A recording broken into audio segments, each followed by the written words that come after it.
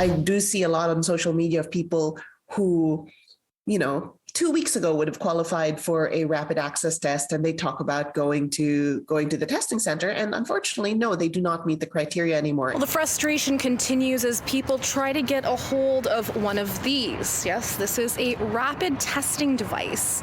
Now, you may remember last week that Provincial Health Officer Dr. Bonnie Henry said you would need to have very specific requirements in order to get a test. While you can buy a rapid antigen test online, you don't have to do that in other provinces.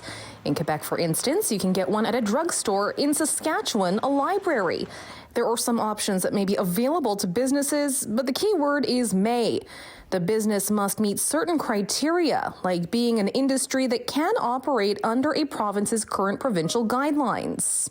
Dr. Anna Wolak says just assuming one has COVID doesn't work for everyone, like for patients who need Paxlovid or those who end up with long COVID. Where you have symptoms that are lasting for 6, 12, some people even like 18, 24 months after the initial infection, they need access to supports. And currently in BC, the long COVID clinics require that you have a PCR confirmation of testing or of infection. And there are data challenges too. In terms of planning and in terms of knowing how much infection is in our community, what the risks are, is also planning for hospitalizations in the future for us to know exactly where we are in the pandemic. Dr. Otto has been tracking COVID data, which she says is difficult as what's available to her via the province is only PCR test results. We just looked at the people that were under 70. Case numbers have plummeted. We peaked back at the beginning of January, but that peak is almost certainly because that was the peak number of tests performed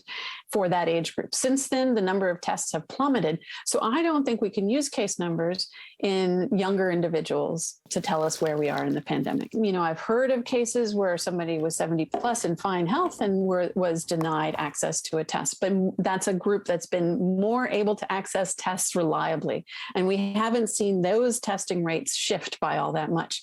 The BC Centre for Disease Control via PHSA says right now testing is for individual health management and for those who could get access to early treatment.